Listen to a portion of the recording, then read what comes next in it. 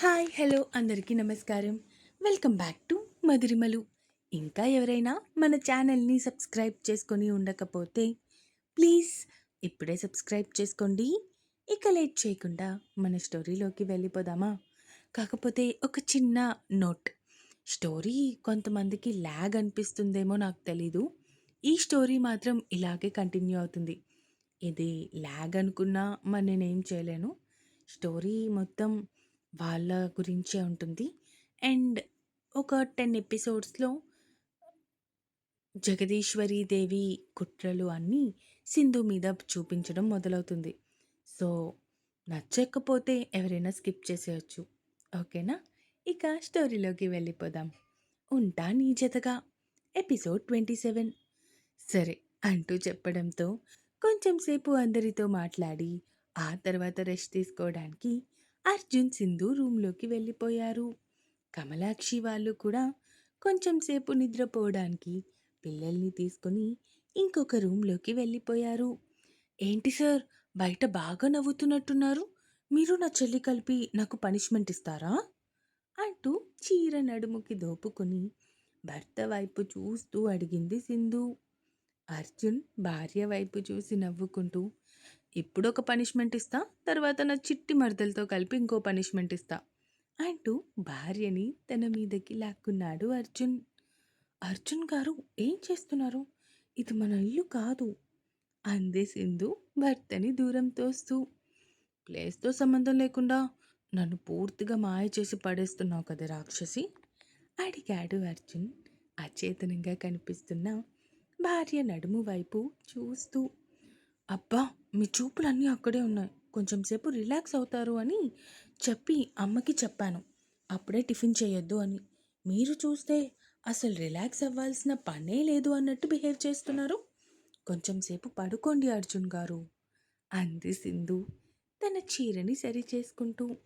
సింధుని మంచం మీద పడుకోబెట్టి తన ఎద మీద తల పెట్టుకుని ఆమె ఎద సవ్వడి వింటూ నడుము చుట్టూ 2 చేతుల్ని బిగించి అప్పుడు నిద్రలోకి జారుకున్నాడు. భర్త తల నిమురుతూ అతని నుదుటున ముద్దు పెట్టుకొని సింధు కూడా నిద్రలోకి జారుకుంది. ఒక 2 గంటలకి మెల్లగా నిద్ర లేచింది సింధు. అప్పటికే టైం 7:30 అవ్వడంతో భర్తని సరిగ్గా పడుకోబెట్టి తన డ్రెస్ తీసుకొని వాష్రూమ్లోకి వెళ్ళి స్నానం చేసేసి పొట్టు పెట్టుకొని బయటికి వెళ్ళింది. అల్లుడు గారు ఇంకా నిద్రపోతున్నారా? అడిగారు కమలాక్షి కూతురి వైపు చూస్తూ. అవునమ్మా, ఇంకా పడుకున్నారు. ఒక అరగంట ఆగి నిద్ర లేపుదామని ఇంకా ఎప్పుడు లేపలేదు అంది సింధు. అవునా, ఇంతకీ అల్లుడు గారు టిఫిన్ అన్నీ తింటారు కదా, లేదంటే ఏమైనా తినను అని ఉన్నాయా? అడిగారు కమలాక్షి. ఏమైనా తింటారు, ఇంతకీ ఏం చేస్తున్నావు? నాకేం చేయాలో అర్థం కాక నిన్ను అడుగుతున్నాను అన్నారు కమలాక్షి. ఆగు, అయితే నేను పెసరట్టు ఉప్మా చేస్తాను, అది ఆయనకి చాలా ఇష్టం అంది సింధు. అయ్యో, మళ్ళీ నువ్వెందుకే, కూర్చో, నేను చేసేస్తానులే. అమ్మా పర్వాలేదు, నేను చేస్తాను, ఈలోపు నువ్వు చట్నీ చెయ్యి అంటూ తల్లి కూతుర్లిద్దరూ కలిపి వంట పని మొదలుపెట్టారు. అవును, శృతి వస్తుందా ఈరోజు? అడిగింది కమలాక్షి కూతురి వైపు చూస్తూ. హా, వస్తుంది. నా కోసం కాకపోయినా అర్జున్ గారి కోసమైనా వస్తుంది. అర్జున్ గారితో ఫోటో కావాలంట అంది సింధు. పిచ్చి పిల్ల, నువ్వు లేవని అదే వారానికి కనీసం 3 సార్లు వస్తుంది. ఇంటికి వచ్చి తమ్ముడితో చెల్లితో అందరితో టైం స్పెండ్ చేసి వెళ్తుంది అంది కమలాక్షి. దాని గురించి తెలిసిందే కదమ్మా, ఇంకా అది కూడా ఉంది కాబట్టే నేను ధైర్యంగా అక్కడ ఉంటున్నాను. కాదు, అల్లుడు గారు నిన్ను బాగానే చూసుకుంటున్నారు కదా? అడిగింది కమలాక్షి కూతురి వైపు చూస్తూ. ఆ మాటకి తల్లి వైపు చూస్తూ, ఇప్పుడు నీకు డౌట్ ఎందుకు వచ్చిందమ్మా? అడిగింది సింధు. ఏమోనే, అడగాలి అనిపించింది, అడిగేశాను అంతే. అయినా మీ ఇద్దరి పెళ్ళి ఏ విధంగా జరిగిందో అందరికీ తెలుసు కదమ్మా, మరి నాకుండే భయం నాకు ఉంటుంది కదా అన్నారు కమలాక్షి. ఆయన నన్ను నిజంగా చాలా బాగా చూసుకుంటున్నారు. నాకు ఒక్క చిన్న కష్టం రానివ్వట్లేదు. నన్నెవరైనా ఒక మాట అన్నా కూడా ఒప్పుకోవట్లేదు అంది సింధు స్పందన గురించి తలుచుకుంటూ. అదేంటే, నిన్ను మీ అత్తగారేమైనా అంటున్నారా? అడిగింది కమలాక్షి భయంగా. అబ్బా! అది కాదమ్మా! మా అత్తగారు వాళ్ళ అన్నయ్య కూతురు ఇంటికి వచ్చింది. వాళ్ళ ఇంట్లో ఎవరూ లేరని కొన్నాళ్ళు ఉండడానికి. అయితే మొన్న ఆ పిల్ల నా మీద నింద వేసింది. నేను ఆ అమ్మాయి గోల్డ్ చైన్ దొంగతనం చేశానని. అలా చాలా మాటలన్నది. బాగా ఏడుపొచ్చింది. అప్పుడే అర్జున్ గారొచ్చారు. అస్సలు ఊరుకోలేదు నన్ను మాట అన్నందుకు. అందుకే ఇంక తను ఉన్నప్పుడు నేను నా భార్యను తీసుకొని హోటల్‌కి వెళ్ళిపోతాను అని చెప్పి ఆయన హోటల్‌కి తీసుకొని వెళ్ళిపోయారు. ఇప్పుడక్కడే ఉంటున్నాము. ఇంకొక 15 రోజులు అక్కడే ఉంటాము. ఆ అమ్మాయి వాళ్ళ ఇంటికి వెళ్ళిపోయాక అప్పుడు వెళ్తాం మళ్ళీ. అవునా? మరి నాకెందుకు చెప్పలేదు నువ్వు? అడిగింది కమలాక్షి. చెప్పి మళ్ళీ మిమ్మల్ని బాధ పెట్టడం ఎందుకు అని ఆగిపోయాను. ఇప్పుడు నా నోరు తిన్నగా ఉండదు కదా! అందుకే అది బయటకొచ్చేసింది. జాగ్రత్తగా ఉండమ్మా! సరేనా? అల్లుడు గారు నమ్మలేదు కాబట్టి సరిపోయింది. లేదంటే ఎంత ప్రమాదం జరిగేది? అంది కమలాక్షి భయంగా. మీ అల్లుడుండగా నా వైపు ఎవ్వరూ కన్నెత్తి కూడా చూడరు. నన్నొక మాట అనాలి అన్నా కూడా భయపడతారు. అర్థమైందా?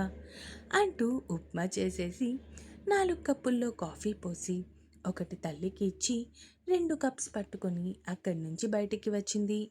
నాన్న కాఫీ తీసుకోండి అంటూ రంగయ్య చేతికి కూడా కాఫీ ఇచ్చింది సింధు. అల్లుడు గారు లేచారా అమ్మా? అడిగాడు రంగయ్య కూతురి వైపు చూస్తూ. తెలీదు నాన్న. ఇదిగో కాఫీ పట్టుకొని వెళ్ళి లేపుతాను అంటూ అక్కడి నుంచి తన రూంలోకి వెళ్ళింది సింధు. అర్జున్ గారు, అర్జున్ గారు నిద్ర లేవండి అంటూ కాఫీ కప్ పక్కన పెట్టి భర్తను నిద్ర లేపుతూ ఉంది సింధు. అబ్బా! ఒక్క 5 మినిట్స్ సింధు అన్నాడు అర్జున్ నిద్రమత్తులోనే. అందరూ మీ గురించే అడుగుతున్నారు. లేవండి. మళ్ళీ మధ్యాహ్నం పడుకోవచ్చు.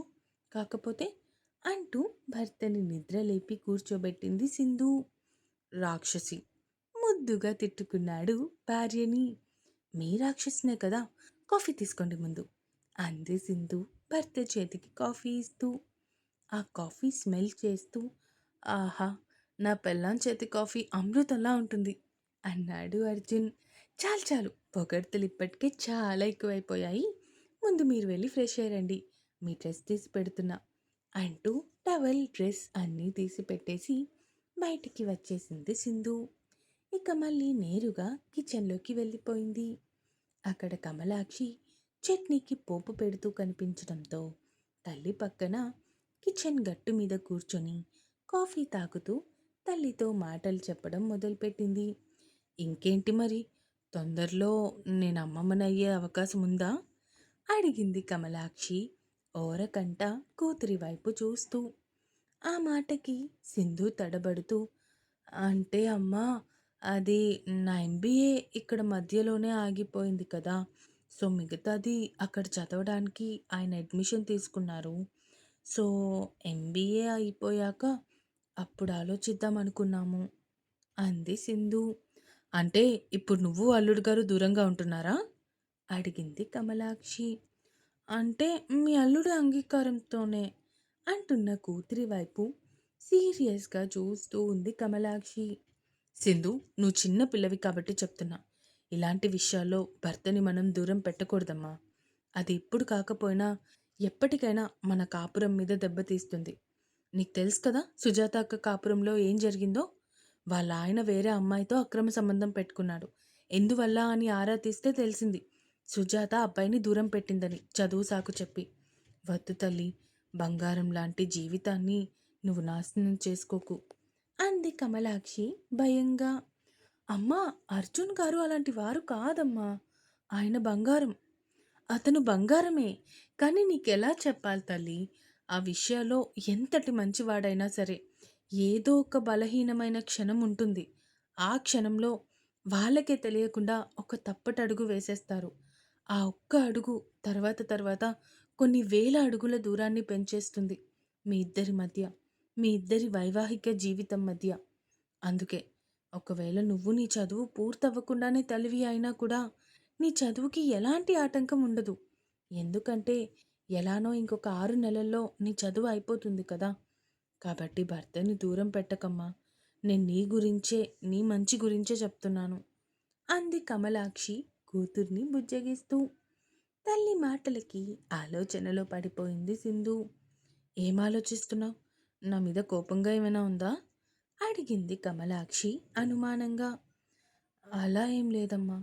సరే, నువ్వేం చెప్పినా నా మంచి గురించి ఆలోచించి చెప్తావని నాకు తెలుసు. నేను అర్జున్ గారిని దూరం పెట్టనులే అంది సింధు. అయితే నేను పంతులు గారిని అడుగుతాను. ఈ 2 రోజుల్లో ముహూర్తం బావుంది అంటే ఇక్కడే మీ ఇద్దరి కార్యానికి ముహూర్తం పెట్టిస్తాను. సరేనా? అడిగింది కమలాక్షి. సరే అంది సింధు ఆలోచిస్తూనే. ఈ గ్యాప్‌లో అర్జున్ స్నానం చేసేసి బయటికి రావడంతో రంగయ్య అర్జున్‌తో మాట్లాడుతూ కమలాక్షి, టిఫిన్ రెడీ అయిందా? అంటూ అడిగారు హాల్‌లో నుంచే. అల్లుడు గారు వచ్చేసినట్టున్నారు. నేను అట్లు వేసి తీసుకొస్తాను. నువ్వు అల్లుడు గారి దగ్గరికి వెళ్ళు. సరేనా? అంటూ కూతుర్ని పంపించేసింది కమలాక్షి. రంగయ్యకి అప్పుడే తన ఫ్రెండ్ నుంచి ఫోన్ రావటంతో మాట్లాడుతూ అక్కడి నుంచి పక్కకి వచ్చేశారు. సింధు అర్జున్ పక్కన కూర్చొని అర్జున్ భుజం మీద తల పెట్టుకుంది. ఏమైంది మా శ్రీమతి గారికి? ఏదో డీప్గా ఆలోచిస్తున్నట్టున్నారు. ఏంటో చెప్తారా కొంచెం? అడిగాడు అర్జున్. అర్జున్ గారు, అది అమ్మ ఈ 2 రోజుల్లో మంచి ముహూర్తం ఉంటే ఇక్కడ మన కార్యానికి ఏర్పాట్లు చేస్తాను అంటుంది అంది సింధు భర్త వైపు చూడలేక దిక్కులు చూస్తూ. ఏంటే, ఆల్రెడీ మన కార్యానికి ముహూర్తం పెట్టించడం మన ఇంట్లోనే అయిపోయింది కదా. అంటే ఇందాక అమ్మ అడిగితే అబద్ధం చెప్పలేక అమ్మకి నిజం చెప్పేశాను. అమ్మ తిట్టి ఇప్పుడు కార్యానికి ముహూర్తం పెట్టిస్తుంది అంది సింధు సిగ్గుపడుతూ. ముందు అమ్మాయి గారు రెడీగా ఉన్నారా? అడిగాడు అర్జున్ కొంటెగా సింధు చెవిలో. అది అది నాకు ఓకే అంటూ అప్పుడే తండ్రి రావడం గమనించి భర్త నుంచి దూరం జరిగి కొంచెం దూరంగా కూర్చుంది. భార్య చెప్పిన సమాధానానికి ఫ్రీజ్ అయిపోయి ఉండిపోయాడు అర్జున్. భర్త వైపు చూసి నవ్వుకుంటూ తిరిగి అక్కడి నుంచి వెళ్ళిపోయింది సింధు తన రూమ్లోకి. ఇంకా ఉంది. ఈ ఎపిసోడ్ ఎలా అనిపించిందో కామెంట్స్ రూపంలో తెలియజేస్తారు అని కోరుకుంటున్నాను. అలాగే సబ్స్క్రైబ్ చేసుకోవడం మాత్రం మర్చిపోకండి. ఇక ఉంటాను. Bye bye.